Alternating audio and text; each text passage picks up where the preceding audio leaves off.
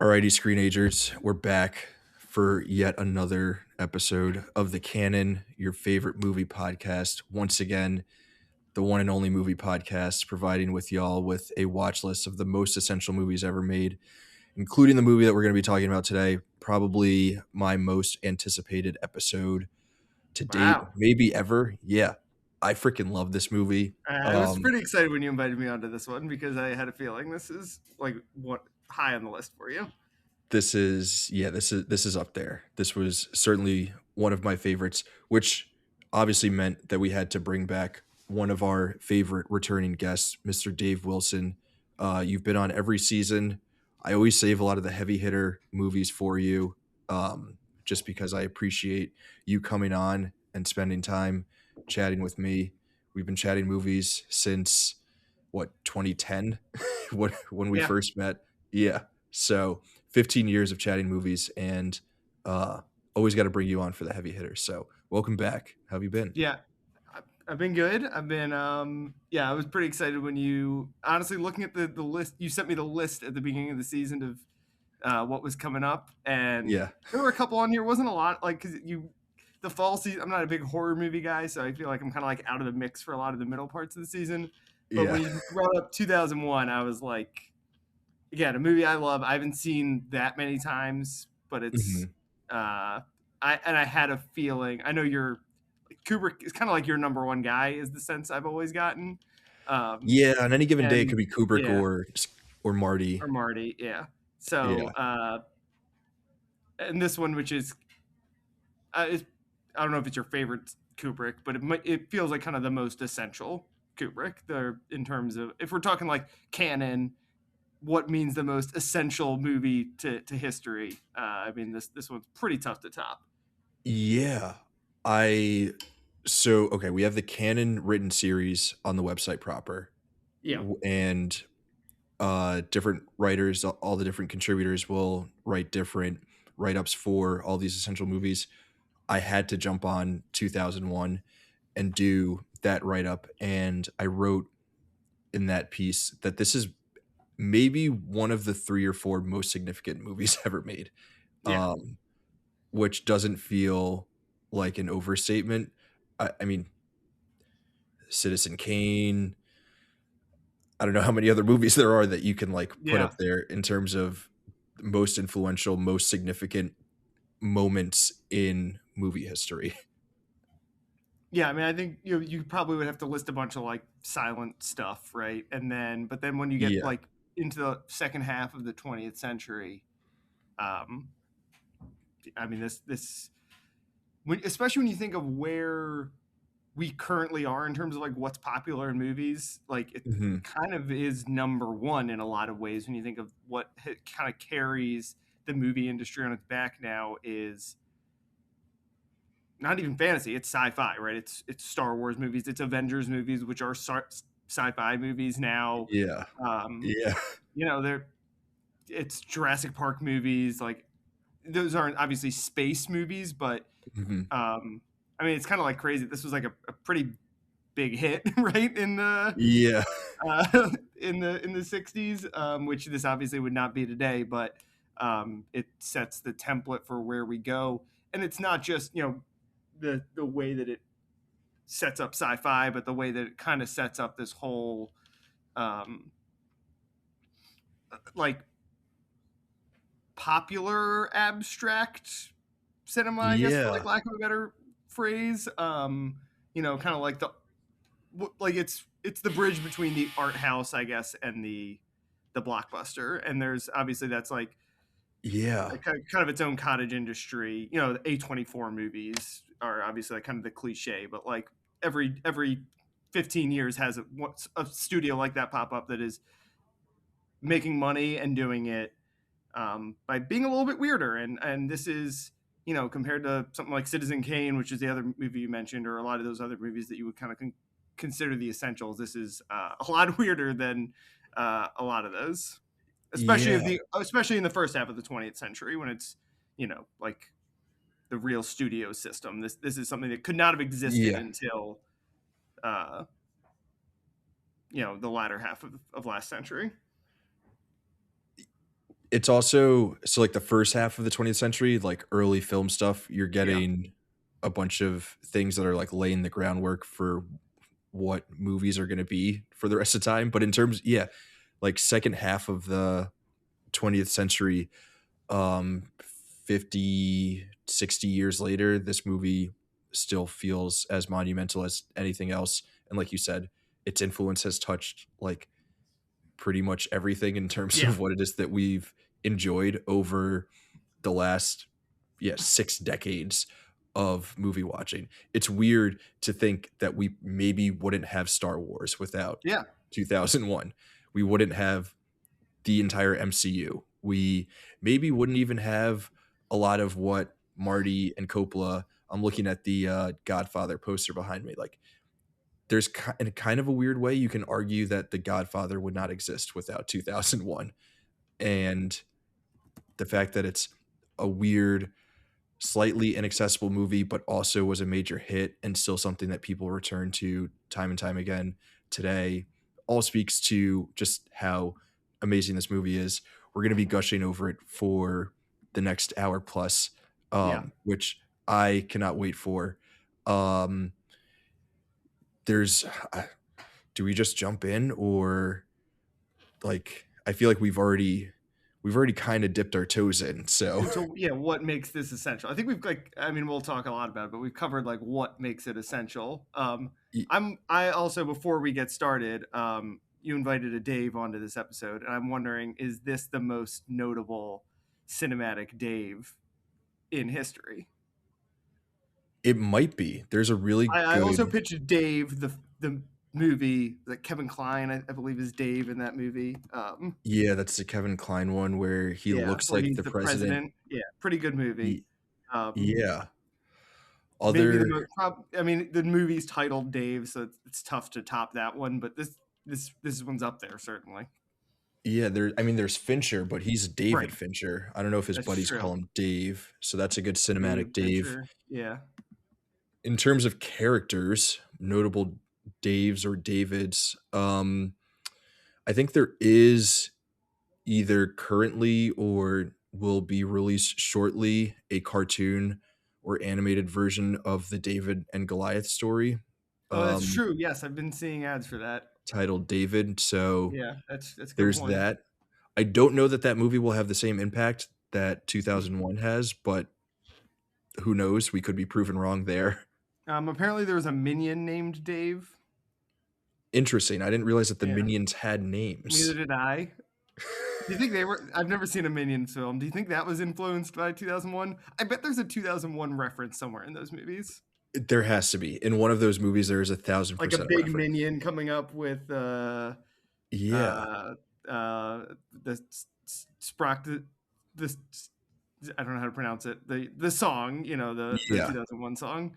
Sprague Um, Zarathustra. Is that how you pronounce it? another cinematic Dave. Um, oh wait, no. His name's Leo. I was thinking Da Vinci from the Da Vinci Code, but that's No, well, wasn't that his written by Robert David Langdon. Brown? Dan Brown. Dan Brown. Damn it. Okay. Yeah, we're still striking out. Dave from 2001, probably still number one on the power rankings of cinematic Daves. I But just on a more Googled. yeah, did you search cinematic Daves and find the IMDb list of directors named David? Because that's what came up Yeah. for me.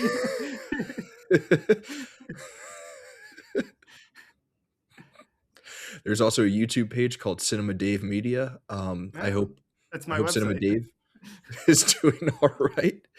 Um, the Wikipedia page for the 1990s comedy Dave starring Kevin Kline, Yep. and a letterbox list for the top 250 narrative films, which I don't know what that has to do with Dave's, but I don't know we're either. not getting a lot. But on a more kind of serious note about the Daves, he's I guess the other than Hal, the main character of this movie. Is Mhm. this the best movie ever with like not a single actor like of note in it? Oh, that's a great question. you And know. I'm sure some of those guys were notable in some regard at the time. I Mhm. did some googling. Like one of them guys was maybe like was in some Star Trek episodes. Um, I think someone won like a Golden Globe for like most promising newcomer when that was an award. So like these guys were not no name actors. Actually, the guy who voiced Hal was a Mhm. Tony nominee apparently. Oh, hell Um, yeah. but yeah, I mean that's uh, for as big a movie. It's like it's not it doesn't have a star. It's not an ensemble, and like kind of you don't know anyone. Like the the movie Yeah, is so not about the performances, but it it's kind of is. But it's like I mean, there's no movie star in it. No one close to a movie star in it. there's no movie star, there's no clear, like, eh, protagonist. The clearest that we get is an antagonist in Hal, Hmm. but it's not quite an ensemble, and, like, the characters don't actually matter all that much to what it is that's happening in the movie, which also kinda leads into, like, this being one of the most unconventional stories ever told Yes. in a movie, and how that leads into what makes this film essential, even though it's like so unconventional in that regard. Which are all questions that I want to get to. But Dave, where I want to start is um first times watching this movie, because for some reason I can't remember if you were there, but I feel like you were I part of wasn't. this. You weren't? I read your review and I didn't get invited. I guess. No, the first Oh. time I watched it was actually like during the pandemic. I'd never seen. I mean, I obviously had seen pieces of it before on like AFI or Mhm, whatever, not AFI on TCM. mhm. But that was the first time I sat down and watched the whole thing. And yeah, I mean, kind of like immediately was like, oh, that's one of the like my 20 favorite movies I've ever seen, basically. But no, I was not there. I mean, it's in your review, your story about watching it in college. But I don't know if you want to recap it, because Yeah. that's kind of in some ways probably the experience a lot of people had watching it the first time Yeah. is I'm like very college surprised dorm room life, basically. that you weren't there, but I think it may have been, this is like really inside baseball Yeah. for listeners who who are not familiar with our college experience, but I think it was our sophomore year. So Right. So we were living very far apart. Our we dorms had to take a were, bus back and forth yeah, to each other. were basically as far apart on campus as they could have been. So Venus was there. I remember Venus being there, and we watched it in a dorm room. We did the classic, smoked way too many bong rips. We had a bunch of munchies. We were giggling like fools at the apes in the beginning part and all that stuff. We took another smoke break during the intermission because, of Love a course, movie with an intermission. love a movie with an intermission. Which, yeah, we'll come back up in a Yeah, yeah, yeah. subsequent screening that I did. But yeah, we did that, like the classic 2001 watching experience, and afterwards our minds were blown. And Dave, I'm really sad that you weren't there, I know. because Me too. it feels like something that we should have taken part in together. But that does seem like the, like, classic way to watch this movie, or a classic way to watch this movie. Yeah. The other thing about this movie that's interesting is I feel like it's a movie that is probably as like one of the most referenced as opposed to like highest reference to like low level of people actually having seen the movie. Mhm. Because it's all it's a tough sit. Like it's slow, it's Yeah. long, it's weird. But obviously like everyone knows, Barbie has the like does the Yeah. monkeys in it. SpongeBob references it. Like every it's the most has to be one of the most referenced movies of all time. But so yeah, I think for a lot of people, they've probably unless you're like a hardcore like cinephile, like school kind of guy, your initial watch of it is probably going to be like, I heard this is trippy as hell, and I'm gonna smoke some pot with my buddies and watch it. Yeah. I hope your COVID watch involved, smoking some pot, or maybe doing some edibles, or something. Yeah. Um, so this is what, like the second or third time that you've seen this? Yeah, I think probably like third. I mean, I've watched like parts of it a lot. Weirdly, I watched like I've seen. I feel like the first two acts a lot. Mhm. I guess acts is how we would first two chapters maybe. Yeah. The Dawn of Man and the I don't know what the second one is titled, but when he's going to the moon to Yeah. and Moon mission or but this is something, one actually. of the I feel like I Yeah, hadn't Mission to seen the Moon. the Jupiter mission a lot. So and that's I mean that is the bulk of the movie. But I think to me what stands out most is kind of like everything but that because I think well I mean what's really interesting about this movie is there's not as you kind of alluded to at the top there's not a lot of plot in it. Um, Mhm. there's some world building and some mystery, and you think you're going to get resolution to the mystery, and you kind of do. But it isn't like you could almost do this movie without the Hal stuff. Like it's almost its own discrete movie within this whole like there's like the Yeah. metaphysical, uh, cosmological, whatever, and then also Yeah. like the super prescient like AI is bad. Yeah. Oh, Part of it man. I guess too. we're gonna have to talk about that Yeah. too. Um, But yeah, so I haven't seen this movie that much. I'll say third watch, something like that. Um, 3rd full definitely as watch. far as like the middle chunk. Yeah. Yeah. Okay. I don't know how many times I've actually seen this. I mean, Um, it's long, slow. It's hard to sit down and just like, it's not Goodfellas, right? yeah, it's not Goodfellas where you can just, like, hop in, hop out, and it's fun, and it's snappy, and it's cool, and Yeah. Joe Pesci is saying funny things, and, there's violence and excitement and cool, rock and roll songs that Marty's needle dropping. Like, everything Oh, the about this music is movie is great. the music is great, but it's still classical music, Yeah, yeah. and a lot of it's hard to get into. This isn't a movie that you can really just drop in and out of, even though it's broken up into Yeah. chapters. Um, so okay, I'm just gonna go through the rest of my viewing experiences because I Yeah. feel like they're quite fun to share. So I think I must have watched this at least once or twice in between that initial dorm room watch and this next watch. But during COVID, I was someone who got really into like having a proper home TV set up with the right TV and a 4K player and all that stuff. So I got 2001 on 4K Blu-ray, and I was like, this is going to be one of the first movies that I sit down and watch. So popped a couple edibles, sat down on my couch, and had this like insane spiritual experience watching this movie, um, where I realized like how meditative it is, and I was thinking about how deliberately it's kind of a slog and there's no real plot or anything and it's kind of slow and boring and all that stuff. Great viewing experience. I think this is still the last time I saw this movie. Um, a theater in New York, the Paris Theater, they redid their sound system and they did this series called like Bigger and Louder, where they could just like show off the new sound system. And when you think of 2001, you mostly think about it as like a visual experience, not necessarily as an audio experience. But the sound design in this movie does Yeah. actually kick ass. And watching it there was so, so, so cool.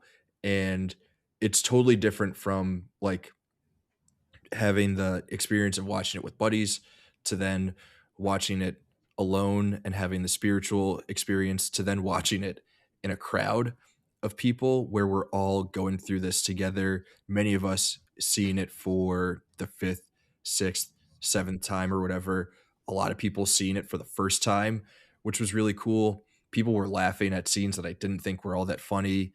But just like being in the energy of a crowd of a theater for this particular movie made me so thankful for the idea of movie theaters, and it like reminded me of the power of movie theaters, and it made me kind of sad to think about like the state of movie watching today where Netflix wants us to like watch everything at home on our couch by ourselves and not experience these things in rooms full of strangers and go through these like emotional journeys together, and like you have the power to pause and check your phone and get up and get a snack from the kitchen, or go pee, where like you don't have any of that when you're in the theater with all these Yeah, people. You're locked in.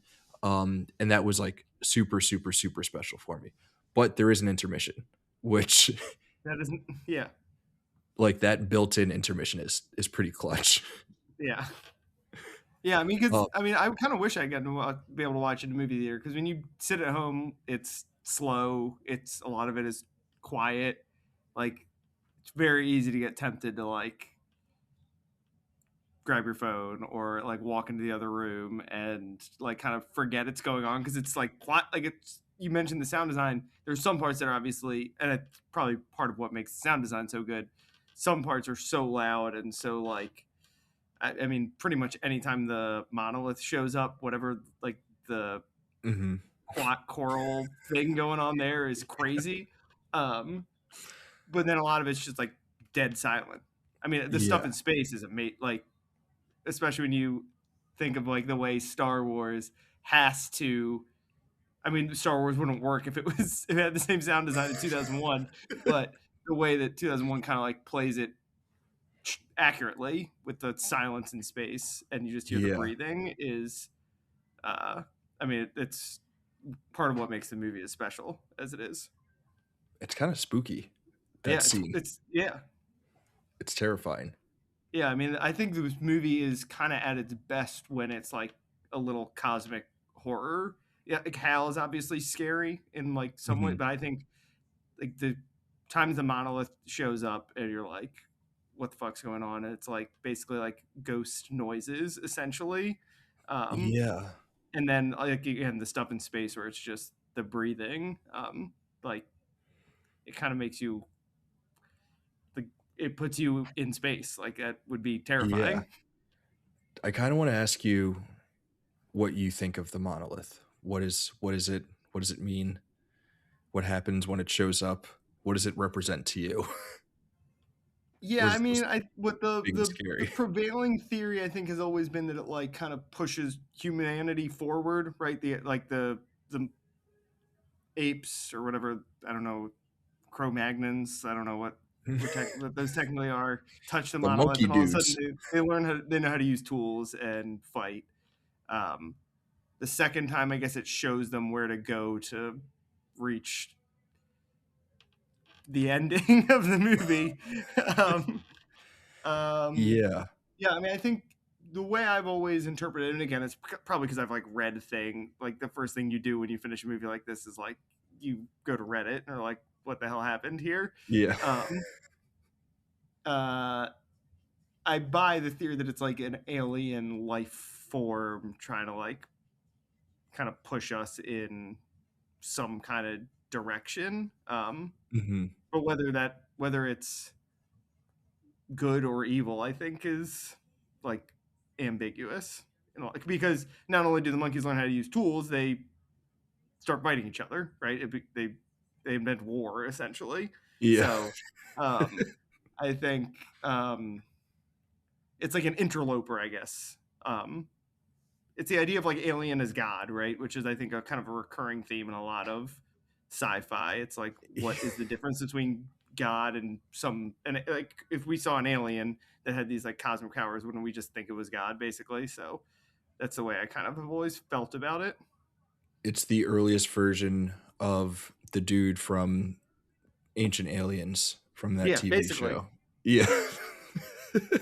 He saw this movie and he And was our like, third chair tonight, the guy from Ancient Aliens.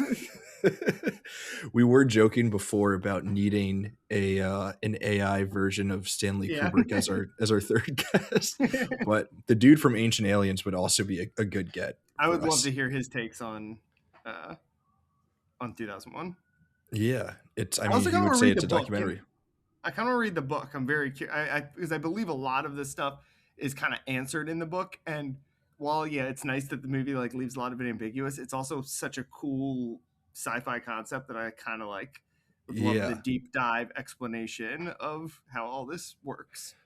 Well, the interesting thing about the book is that they were writing the book and the At the same movie like time, right? at the same time. Yeah, Yeah, I think he and got like an there were like short stories that were kind of combined into a book, is what I gather.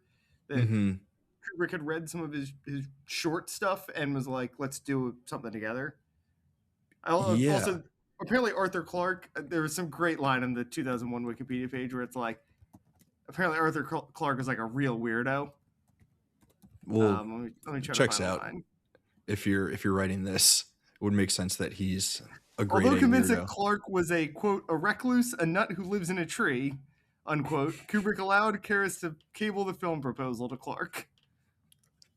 Which is so funny because, like, Kubrick, the way that we understand him is I not as, know. like, a normal guy. I know. No one is, like, looking back on Stanley Kubrick and thinking, he was a chill dude. He was Yeah, just a normal guy who you could go watch a football game with or something. Like, no, he's also a freaking weirdo. yeah, Um, also, okay, we're gonna be jumping around a lot because there's just way too much to talk about with this movie. But I do think that one of the interesting things with this flick in particular is that this is Kubrick's follow up to Doctor Strangelove, which yeah. is insane.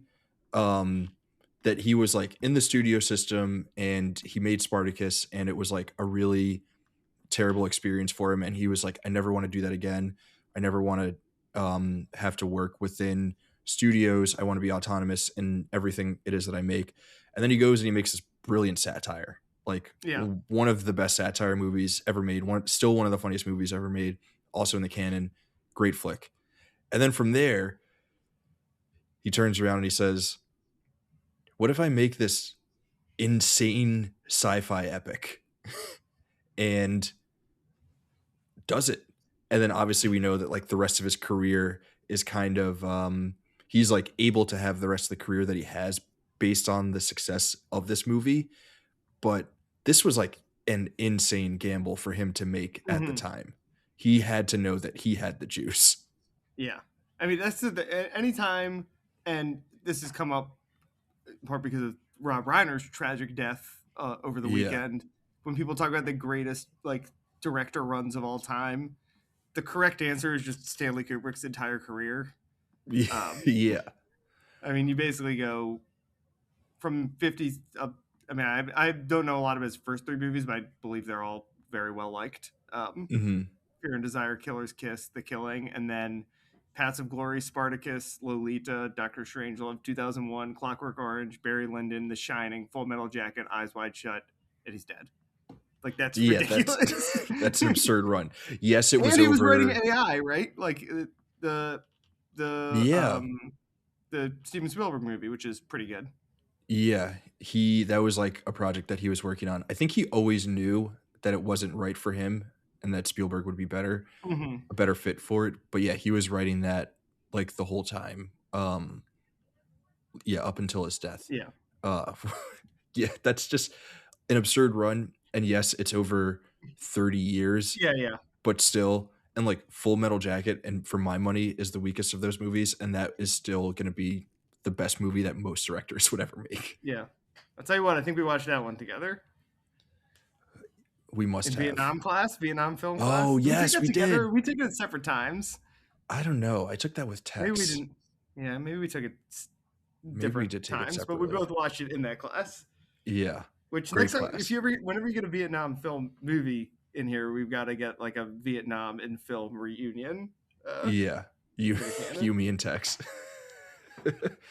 I think Full But Metal Jacket's in.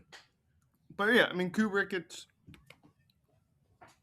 a huge swing, and we talked about all the ways this movie's influential. I mean, probably, frankly, the biggest way it's influential is the special effects, right? The way that they shot um, space, right? Like, and the design, like I mean, he's probably the best, like, I don't know, framer of shot. I don't know, but the best, like, I know it's not all him, but like stage Yeah. design guy, right? Like, in Hmm. terms of like, Barry Lyndon, The Shining Hotel. Like he's the best at like putting together what something looks like. Yeah. And I don't know. I was watching this, and one of my notes is like, "Is this the best looking movie ever made?" Like It might the be. whole, it's ridiculous. Like obviously the it's I think the poster, right, or at least like the letterbox little picture, the him in Mhm. the red spacesuit in the white like Oh, hallway. yeah. Like I mean, like there's just I mean that's obviously the signature shot of the movie, but there's like a million of those. I love Yeah. everything in the second. Again, I think kind of my favorite stretch of the movie is the second chapter, the moon and everything going like just the way that space travel, like like the fact that he just made space travel basically like you're in an airport. Yeah. And like, it's like the Hilton. Like I didn't realize that until this most recent viewing that like there's a Howard Johnson sign and a Hilton sign. Like they're all like hotel companies that are like in space. Just Yeah. the way everything looks, and it looks dated because it's like that kind of retro futuristic look, but it doesn't look that Mhm. dated either. And like No. in a way that even in the ways that like some Star Wars stuff like is really like grungy tech. Like this kind of there's it's not HD cameras right on the video chat and stuff like that, and there is still a lot of the Star Wars like I don't know what do you call it when it's like the like the Luke's targeting computer, like the Oh, yeah. I don't know what you call that, like spirographs or whatever. But for the most part, it looks pretty good. Like the spaceships all look like I don't know, they're cooler than. Yeah, I know now we know what spaceships actually look like, but they're cooler looking Ye spaceships than what Jeff Bezos is flying around. well, they also kinda look like penises too, to the Jeff That's true. Bezos point. Yeah. Uh, and so this will bring us to a really fun question. So he's making this movie, it releases in '68. He's making it over, the course of a couple years in the mid late '60s, we'll say, Hmm. and they had NASA consultants on Yeah. staff to help them design the ships and go through all of the science of what it would actually look like to see people moving through space and and all of that, and like what the equipment would look like and what the costuming should look like. Do you think that Stanley Kubrick shot the moon landing in 1969? I should have known we were going here. No, but I kind of buy that he like had a backup, that they made like a backup plan. A backup tape? Yeah, like in case it went wrong. But I think we went to the moon. I think so too. The footage from the moon landing is not nearly as poetic and That's beautiful true. as Yeah, wouldn't this be like 2001. sick? Like wouldn't it win the Oscar? Yeah. Or maybe that was part of the plan. They knew if it looked too Yeah, clean, everyone would actually be onto them. So they had to make it look a little bad. But like you're not going to get Stanley Kubrick to deliberately set up a bad shot. So yeah. I guess that's debunked. But everyone knows that Stanley Kubrick killed JFK. That we can all That's agree yeah, on. exactly. Um, totally unrelated, but my favorite conspiracy theory. Are you familiar with the Paul McCartney's been dead since 1968 conspiracy theory? Yeah, the backwards songs and all that kind of stuff, right? Like, Yeah. Paul's a dead man. yeah, Paul's a dead yeah. man. And they replaced him in like whenever he died with a guy who won a Paul McCartney Paul lookalike McCartney lookalike contest, contest. Yeah. which Day is in the Life wild. is about Paul McCartney. Got his mind off blowing a car. Oh yeah. Because he died in a car crash. Yeah. But that would also mean that the replacement Paul McCartney wrote Let It Be. Yeah, I mean we're like we're given a lot of the reason that conspiracy theory doesn't work is that they found like one of the 10 greatest songwriters of all, like Paul McCartney, one of like the 10 greatest songwriters of all time in the first half of before his death, and then they just Yeah. happened to find this other guy who was also one of the like 10 greatest Who looked songwriters of all time. exactly like him, but could also write some of the best songs ever Yeah, written. Okay, cool. Yeah. or maybe that's why they're Um, all Lennon McCartney, right? Maybe it was. Lennon couldn't do Let It I Be. know, they're so different. So Yeah. um, okay, how do we bring us back to should 2001? we go through? Should we go like chapter by chapter for a little bit Chapter and by just kind of chapter? like kind of Yeah, break it down let's do and it. maybe see if we can figure out what this movie is about as we do it. What do you have for us on the first chapter? It rocks. There are rocks. Yeah, there are rocks. Um, it's I don't know. I mean, it's like kind of hard to separate it from its legacy, right? Because that is the Mhm. scene that, again, this is a movie about space, and the scene that I think most people know is like the stuff on Earth, which is kind Yeah. of interesting.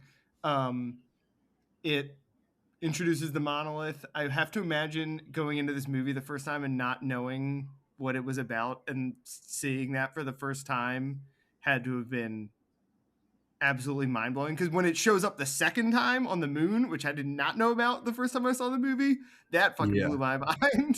So I have to imagine the first 20 minutes of this movie are probably for someone who went in completely blind, which is basically impossible now. It Mhm. had to be about as confusing an experience as possible. But I mean, I love the Yeah. whole thing. It's slow, it deliberately so. Obviously, like a lot of this movie, Mhm. the monkey ape people are like so uncanny. Like they're people in costumes, Yeah. right? Yeah. And like they have human eyes, and it's like I don't know. It's the whole movie again. I think works best when it's kind of like unsettling, um, Mhm. and I think it sets the tone in that regard just super well. Yeah. And not even The because of the monolith, because of the way they move, because of the way they behave. Like the whole thing is like just slightly off, and it it's all a sets the little whole thing up. yeah. The I wish I knew more about some of the actors who were in those monkey suits, Yeah. but I think that there's like a lot of like meta stuff where they were fairly famous for doing that kind of work, and having them come on to yeah, to do that acting work as the early versions of man or whatever.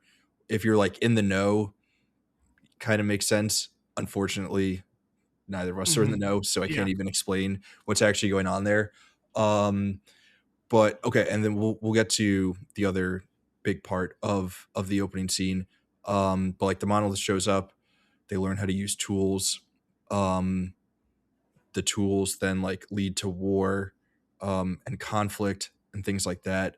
Um, also leads to the greatest single cut Yeah. The in match cut. cinematic history, the match cut, Yeah. which like yeah, well, the first time you watch that, even not even the first time you watch it, anytime you see that, if it doesn't bring a smile to your face and help you understand the magic of movie making, then I don't think you'll ever be a film fan. Yeah. Like Again, I like if you can watch that and not enjoy it, then you're kind of a sick fuck. yeah, the beginning of this movie I feel like I've seen a lot. Um, Mhm. but like so like when I was watching it this time, I was like finishing like cleaning some dishes or whatever as it was going in the background, and then I was like this.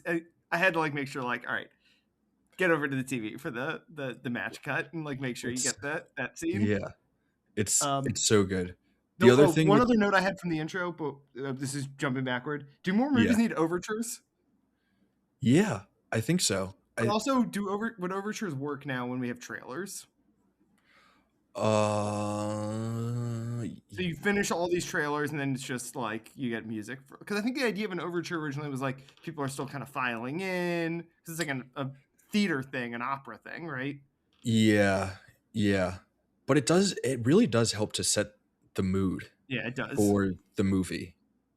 I think some movies could use it. I don't know which movie specifically, but there are certain movies I was that I thinking like, think what would would the benefit. funniest movie with an overture be? Like Pineapple Express. Yes, that's 100%. That's the I answer. don't know why that's the one I thought, but Yeah. Minions, back to yeah, Minions. Dave. yeah, I Um, just love the idea of a like a R-rated 90-minute comedy, just devoting like 4 minutes to a yeah. black screen with menacing music. Well, for Pineapple Express, it makes sense because that gives you like a final opportunity to light your doobie That's true. or Oh, that's a good whatever it idea. is. Some Yeah. stoner comedy should do that. Yeah. One last one last moment Yeah, to light and the up. intermission for that And too. the intermission. Yeah, exactly. Um, perfect smoke break, honestly.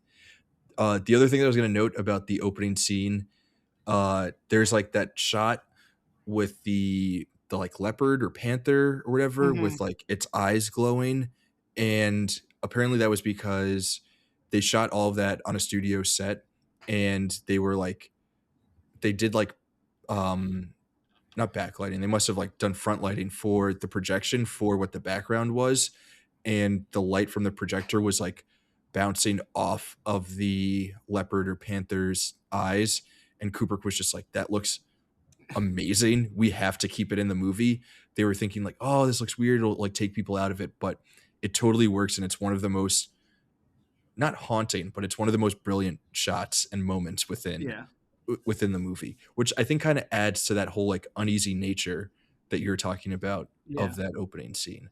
Yeah, it's like again, it's a combination of like we're on Earth, we're in the past, we're in a time when like technology isn't a thing, basically, Mhm. and still there's like it's alien at the same time, right? And it's that idea of like aliens have always They've always been been here. there, yeah, ancient Yeah. aliens, Yeah. I aliens. wonder what that guy's up to these days. Aliens.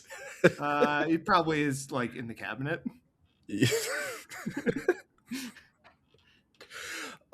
His Uh, version of this movie would include scenes of aliens building the ancient pyramids and visiting like ancient societies in India or whatever, and becoming all the deities that we have across cultures from all of history and all of time.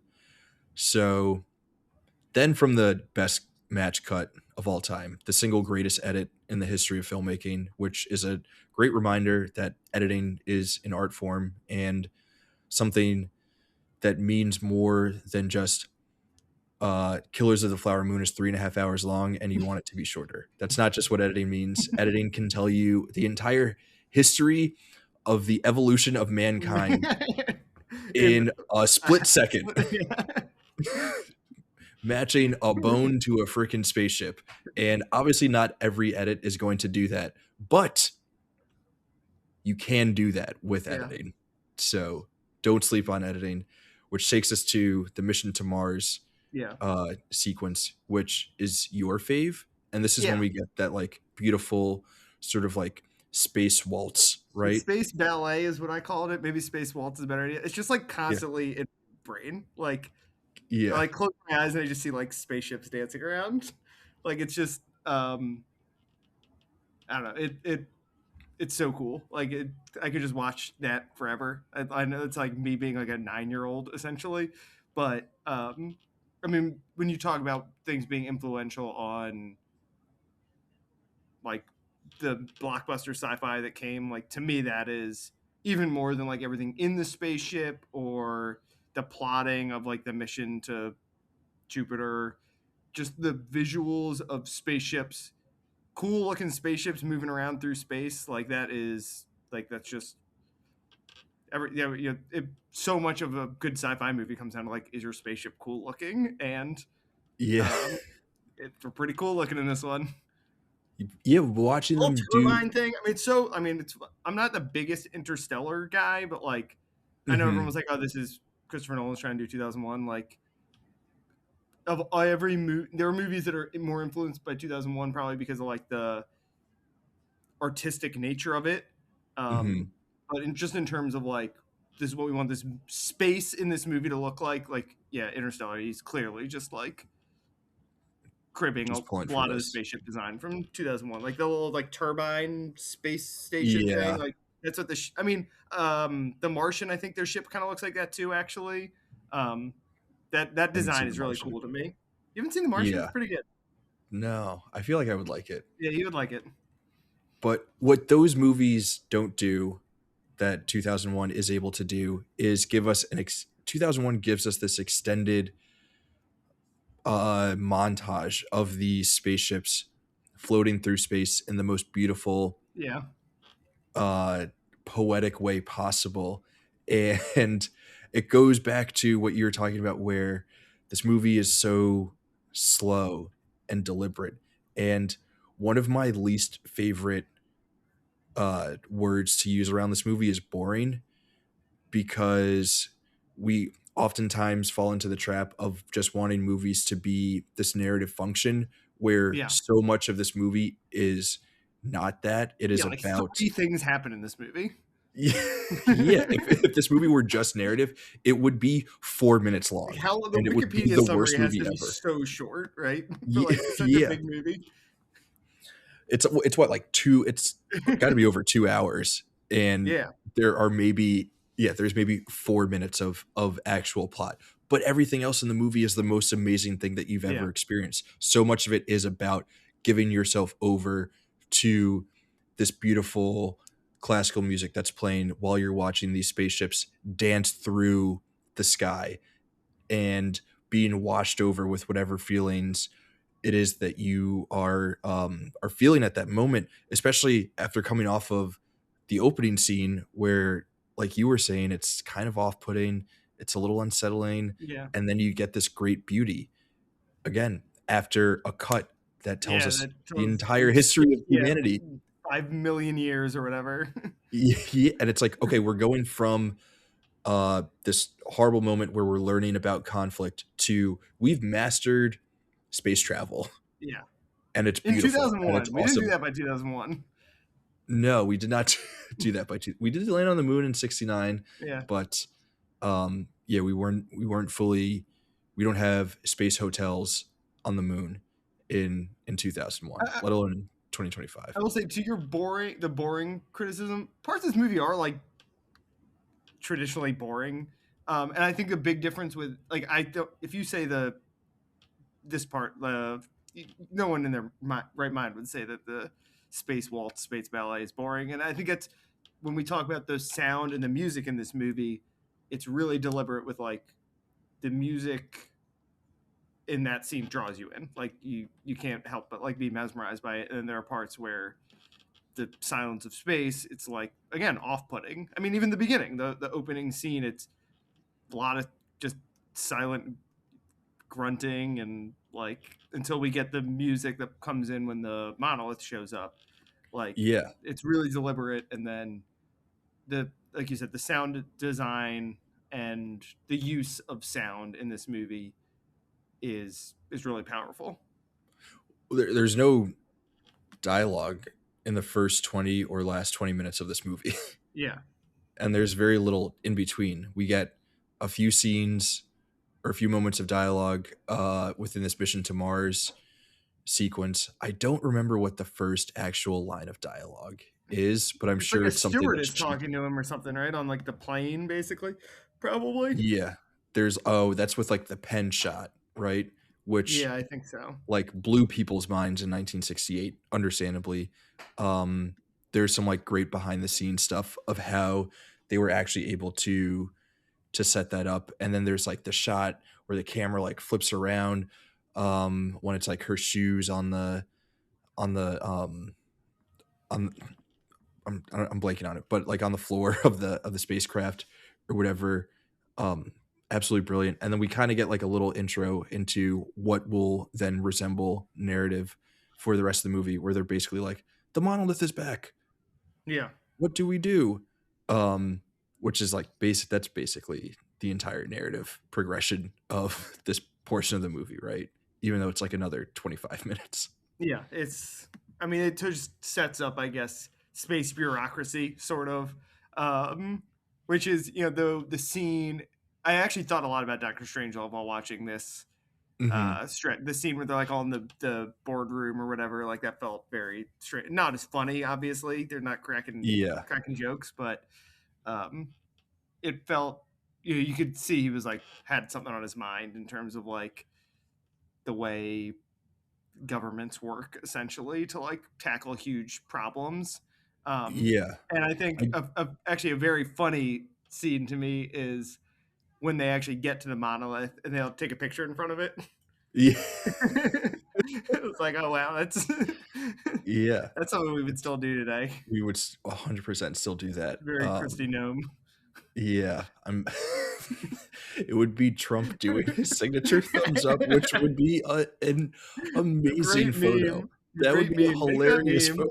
They Yeah. get the picture to go with this episode. Him Just him in one photoshopped of it those in. in one of those spacesuits, but you can still see his tie that's a little too long underneath the spacesuit, and he's giving the thumbs up.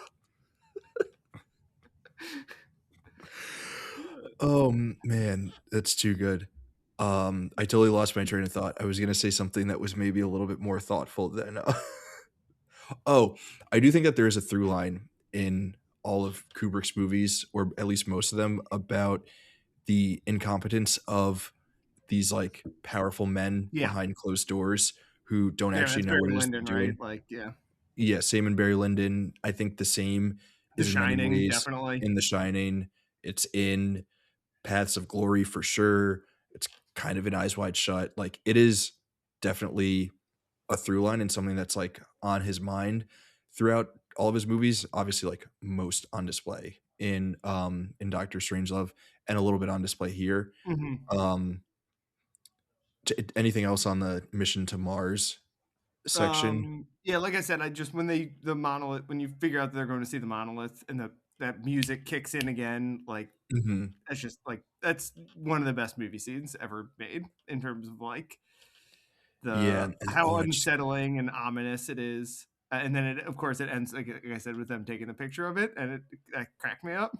is that when the violins are kicking in, Yeah, it's like or is that it still the choir? choral. I think Yeah. there's a little violins, but um, and I also now think if there's a SpongeBob clip with you might be familiar with where they do like a 2001 parody with that music playing, and I think of that every time I see it now. Uh, I gotta rewatch that. I'll send it to you later. Please do. So then we get to the biggest chunk of the movie, Yeah, which is the mission to Jupiter portion, which is where we get Hal, which is where we get Dave, which is where we get the other guy who's working with Dave.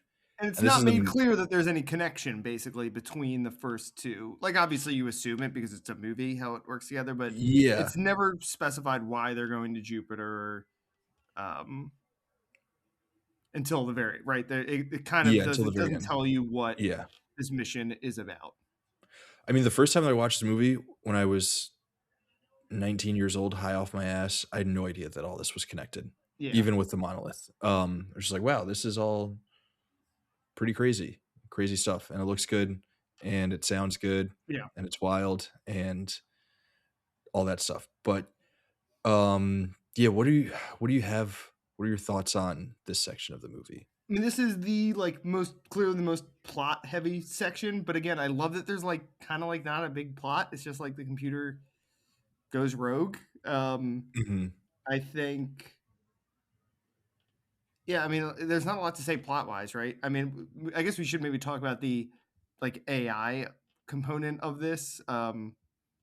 I do want. I mean, I'm sure there were other movies, but I feel like this has to be one of the earliest like warnings about giving our lives over to the computers movies that there is. Um, Yeah, it's you know, Terminator pre-Terminator. 2 gets like the probably like the most love for that, but this is 20 years, 25, 20 years before Terminator 2. Yeah.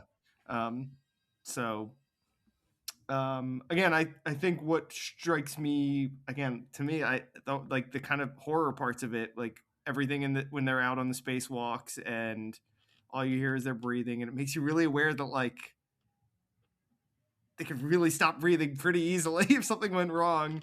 Yeah. Um, so yeah, I love as a guy who's like I don't know, my favorite movie ever is Star Wars. Like all that like space walk stuff and the doing it without any sound. The sound design is really striking here. There's not a lot of the classical score. I can't think of a lot of scenes during this part where they bring in the classical soundtrack. I don't think It kind of so. becomes a much Maybe more like straightforward movie here. mhm. Honestly, all the way until till the end. Like even when they shut down Hal at the end, like it's much more straightforward, which is pretty interesting in a movie that is so weird. Yeah, To in a just lot of kind ways, of it does kinda stand alone on its own. yeah, to kind of just have this hour where it's just like a movie about these guys in space who are like something goes wrong. It's like it's Apollo 13. It's The Martian. Like it sets Yeah. the template for It's a Red lot of Planet. movies like that. Yeah, Red Planet.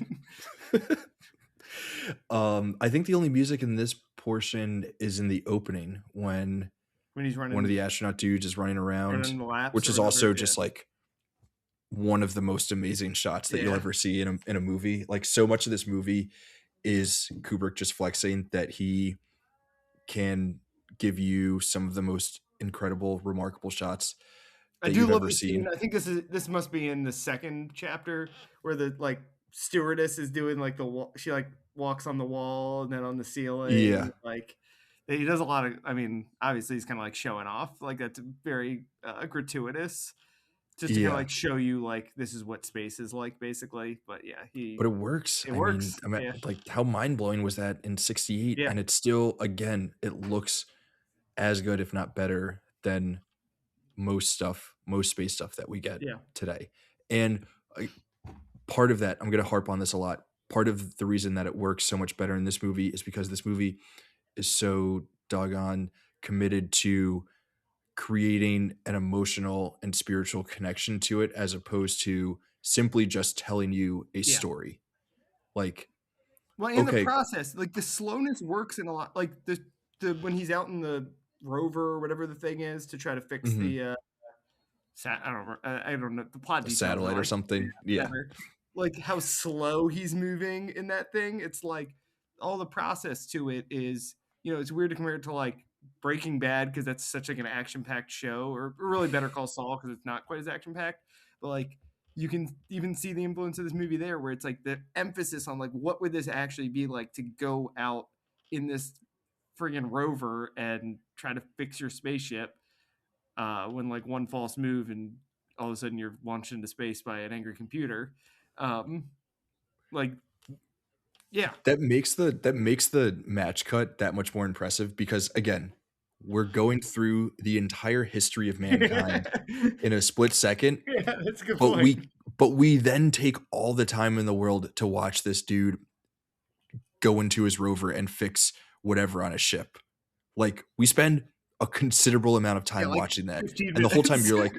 you're like, "Can we just cut away from this? Like, why do we need to stay here? There is so much more movie and story that we could be getting to. You did it with the bone, do it again. Do another cut. Do a cut now. Please, do a cut." um, Uh, but yeah, I mean, they're not doing a lot in the ship, right? They're just sitting there until they get to Jupiter. Like, yeah. what else would they be I showing us? It's very, like, monotonous. It's Yeah. very meticulous in how it is that it's paced and what it is that it's showing us. Um, the other thing that I think is really interesting that I think gets talked about a lot with this movie is how when the monolith first shows up for the Dawn of Man scene, like, one of the things that it does is it pushes humanity towards tools, and like Hmm. use of tools and things like that is a distinctly human thing and very much so Yeah. part of the human experience and like the advancement of humanity. And then we get to 2001 where the tools that they're using have evolved to the point of artificial intelligence, Yeah. and then that tool, that technology adopts a lot of our humanity, and Hal ends up becoming, I think I wrote this in my review too, Hal ends up becoming the most human character and human figure within the movie, and part of why he's so scary is because it reflects a lot of, like, the worst that's within all of us. Yeah. I don't know if Well, you were I clocking that at love all or if the scene where the exposition dump about Hal when they're like basically the two guys are watching like a TV news yeah, they're clip getting, like, about it. interviewed or something, right? Yeah, and they're talking about Hal. Like this the story is about they have Hal on board. Mhm. And there's a line in there where they say he can even show human emotions. And the one guy's like, well, he's programmed that way. Like so. And obviously, then at the end, when Hal is getting shut down, he's like pleading. Mhm. And it's like the most emotional anyone is in the movie, basically, is Yeah. Hal. But it's again, he's programmed that way, and you know, obviously, we are living.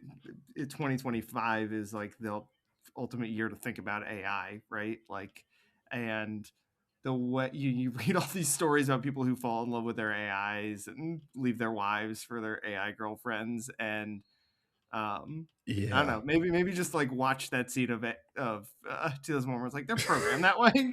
Chill out. Yeah. But no, it's like it is it sets up like what makes Hal dangerous. Basically, is that like he's gonna try to pretend like he can be human to you, like, but you got to remember he's not. Basically, He's still a computer. He's yeah, still an algorithm. Yeah, it's kind of surprising that in 2025, with all of the discussion around AI advancements and people who are pushing back against AI advancements, like that there haven't been more references to 2001. It seems like we're referencing a lot of Terminator and stuff yeah. like that, but Terminator always gets the 2001, love. yeah. But Terminator seems so much more outlandish because it's like, okay, cool, yeah. Obviously, it's harder to see the The Matrix, you AI get, but the algorithm. Matrix is ridiculous too. Yeah, they're gonna turn us into batteries, or the okay, Chat GPT is gonna turn into Arnold Schwarzenegger and come kill me with a shotgun. No, it's more likely that it's gonna look like Hal. Yeah, and he's just gonna like try to be really persuasive to you, basically, and lie to you, and Yeah, which is also a human thing, which but, yeah, like, are we programmed that that's way? true. That's a good point. Which leads to Wow. the question, what's the connection between the monolith and humans and programming us? Like, did the monolith program humanity to pick up the bone as a tool to Yeah. say and, like, use us as a technology or a vessel for whatever it is that it needed in the same way that we pass that along to Hal and other tools and advancements and stuff that we make? Is Yeah, there that any is. connection there? I will say the one thing I was thinking about most in this during this rewatch was trying to figure out the connection between this act and the other three parts of the movie and the monolith specifically. And I think that's a really good observation. Um, what I came down, well, I think that and the idea of AI as a tool is very interesting to me. Um, but what I was where I kind of came down, sort of, I didn't really have like a grand unifying theory. I kind of like your idea, your theory more about like the Yeah. monolith as programming us, but as um the idea of, trying to think of the way to phrase this, basically the idea of the like higher intelligence, right? And like we're Mhm. trying to in some ways like replicate what we made with, we were taught this by the monolith, and we're trying to like kind of replicate it in some way. We're trying to, I mean, you hear, again, not to just keep talking about things in the news, but like everyone's like, we're gonna make God, like Yeah. we're gonna make the monolith. It's like kind of, it all kind of connects to me, and I think in that way. And it's like the way the monolith in some ways is like we're not trusting ourselves, sort of, and like by making an AI, we're not, we're relying on something else to kind of push us forward. But I like your idea most about the idea of like the connection between like free will, I guess, and Yeah. uh humanity, and like what is human, and what is taught and what is innate, I guess. Yeah. I don't know what's innate to us and what's taught, and it's weird also thinking about the monolith as I think your reading is that it's kind of a alien life form figure that has come for sort of Yeah. unknown reasons. I kind of read it as some sort of like cosmic deity or something Yeah. that which I guess an alien Yeah, yeah. intelligence life form That's what I'm kind could of. That was the it point I could was trying to be. make in the beginning. Is like, what is God? What is an alien? Like Yeah. it's like what's the thing? Like if a what at a certain level, at a certain point, science just becomes magic. Um, Yeah. Well, I think that's another big thing that's going on in this movie is using science to highlight the I keep coming back to spiritual, but that's the only way that I can read this movie, both in terms of like what it is that I feel that it's about and how it is that I personally react to it as a spiritual experience as opposed to mhm. just reading a narrative. Um, what do you think is the connection between science and like faith in this movie? And does this movie actually have anything to say about the connection between those two things? Well, again, I think it's kind of the what I was getting at with the idea that at a certain point, uh, like the line blurs eventually, right? Like between like Mhm. the inexplicable and the solvable, right? And that is, Yeah.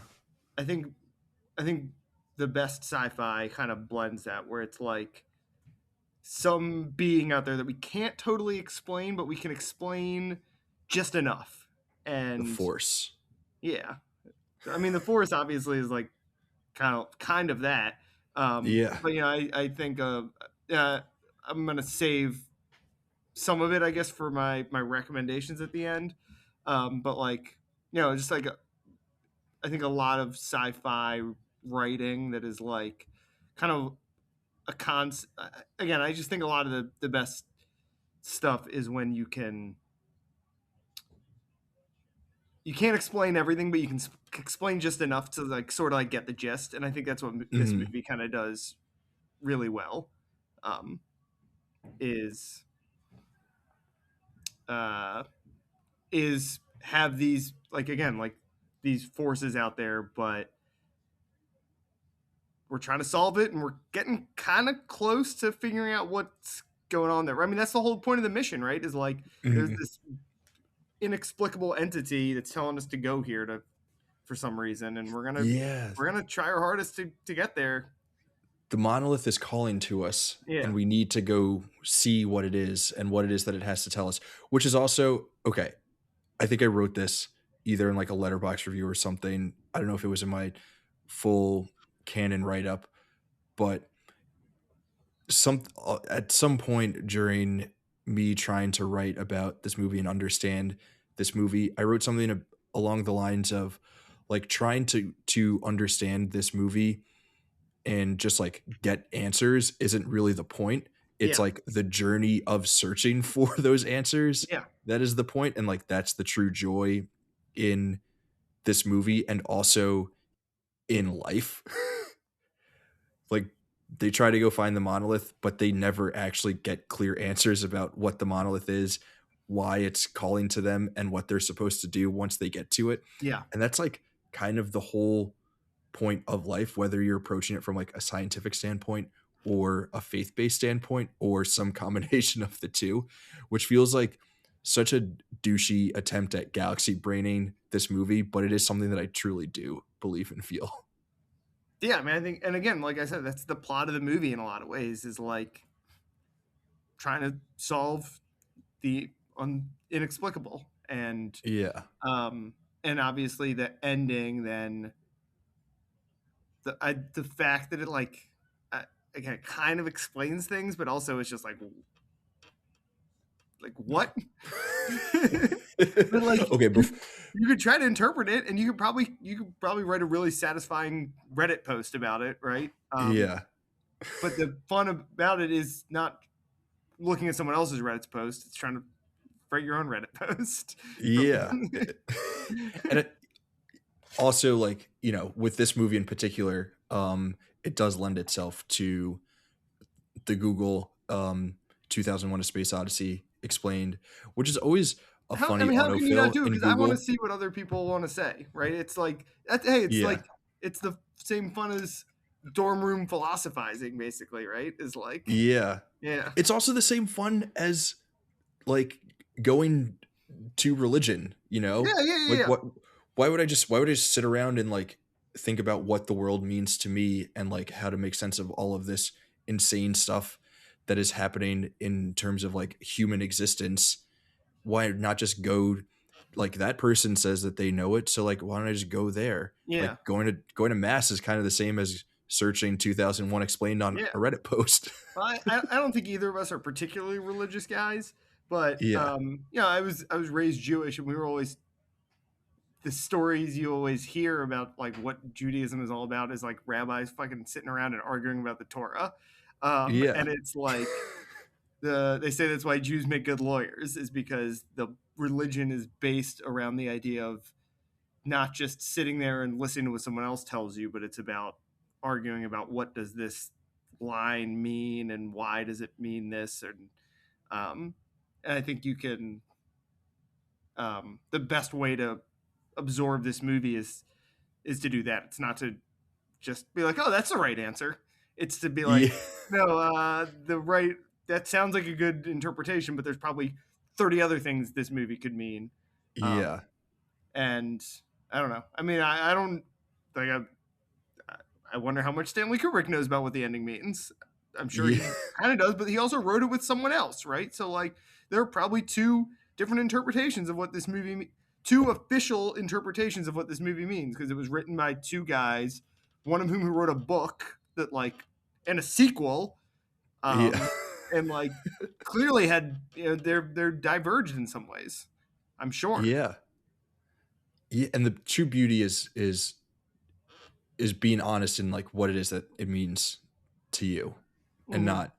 not just accepting what others might tell you, because yeah, this is true of every movie, but this movie I think speaks to it on a level that is so much more clear, that like we all go into movies or come out of movies with different interpretations, and that's cool and beautiful, and we can all apply our own sensibilities and lived experiences to whatever meaning it is that we want to get out of a movie, and we should embrace that. um Before we get to Jupiter and the Beyond, one last thing about Hal and the tool, the whole like tool aspect of Yeah. this movie, the wrench that they use, that Dave uses to deprogram Turn Hal, off Hal. Yeah. to turn him off, it kind of looks like the bone and spaceship being used in the match cut, which I Ah, think it's a that's good. got to mean something, right? Yeah, I think that's definitely intentional. I never really thought about that, but that makes a lot of sense. Especially when you W- talk. I mean, as we were saying, this part of the movie stands alone. So I think you have to really think about the ways it connects, other than plot wise. Obviously, it connects plot wise, but with the monolith, yeah. thematically and yeah, the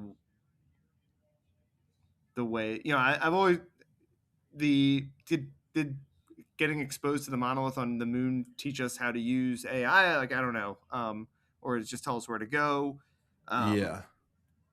so, but I think What that's a is, really do we know that the time jump between? yeah. I don't know if it says it. I kind of always figured it was pretty quick, but I don't Yeah, know for sure. But they are but in it could like also, hypers. You know, they're in. It takes that's a long flight from from from the moon to Jupiter. Have you ever seen the clip? We're getting way off track. I From don't know why that's a long flight really cracked me up. inside the NBA, where Shaq wonders what's closer, the moon or Los Angeles. No. That's a Uh, classic. Also, Knicks up 5. yes, we're both half dialed into to the Knicks game. NBA Cup final. Recording on the night of the NBA Cup. Very exciting stuff. Who's to say what's more exciting, 2001 or a Knicks NBA Cup championship? It's a toss up. But yeah, So, I think thinking of the monolith and Hal as twins in some way has to make sense. They're the two most important figures in the mhm. movie, right? Um, Like the monolith, did the monolith always want Hal? yeah, like it's yeah. But then the idea that the wrench, the bone, whatever, what the thing that the monolith first taught us to use is what can shut that down. Hmm. Again, But the I don't know what this film means, but the monolith needed us to create and then well, destroy it's also Hal so that we interesting could get back when to you think the about, monolith. is the monolith like controlling this whole thing? Did he only want one guy at the end? Like, what would happen if a bunch of them made it there at the end? Maybe he wanted just one guy to get there, because if not, there would have been a bunch of space babies flying around. So, okay, the Space Babies is kind of the perfect transition for us to get to Jupiter and the Beyond, which is where our intermission comes in, which is where you're meant to take your final smoke break Well, the intermission before. actually comes in a little bit before. It comes in Does it? during. Yeah, I It think it's comes in right before. during. It's right before Hal turns on them. It's like The Oh, last yeah. scene, I think, before the intermission is when they're talking in the little capsule because they know Hal is, like, Mhm. And then he and he's, like, reads their reading their lips. lips. Yeah. Yeah. And then Great the first scene. sce yeah, it is great. And the first scene out of it is when he, hits the guy out in the capsule in the Yes. and knocks him into space. Okay. So you have but honestly, that is a good time to smoke Yeah. It's when because the movie then gets, like, intense. by the time you're, like, fully reaching the peak of your high, that's when we get to Jupiter and the beyond. Damn, we So really it's should have kinda we perfect. should really should have ripped bong before this. We should have. I don't think I've smoked a bong in, like, Since, like, college. 10 Yeah. years, honestly. Um, yeah, I feel like bongs are exclusive to college. Like, you can't rip bong in your 30s. No, Doesn't seem right. no. But anyway, the Well, end of the 2001: A end of Space Odyssey, the one of the end, greatest movies ever made. we were talking about the time lapse between the 2, Uh, and whether between the middle 2 sections, because there's a video message from the guy from the second, message at the end oh, right. of Yes. part 3. Where he But, like, that explains yeah. yeah, that could be a few weeks later. I think he might even Well, say a couple it's of months definitely ago. multiple years because they put him into hibernation to get out there. Right? There's a bunch Mhm. like, Hal kills a bunch of people who are in, like, cryo sleep because the mission is supposed to as I said, it's a long flight. Yeah. If only there were You some gotta sort take of Z edit you take that that would tell us how ZzzQuil. long it's been. Yeah. But either way, we get to Jupiter, we see the monolith. The monolith lines up with the moon and whatever Touch, yeah. stars, and, it sends us into this absolutely crazy psychedelic trip and ends with the Star Child. Yeah, And that's the end of the movie. All right. yeah. Um, should we I don't know, I mean, there's no plot here, right? It's just 10 minutes of crazy visuals, and Yeah. then the I don't know, like the bedroom at the end of time. I don't know what I feel like there's probably I some like kind of that. official name for that. That should be the I feel official like that name. is. The I feel like bedroom that's at the from end of something. time. Yeah. That's incredible. I hope you just made that up because that's so good.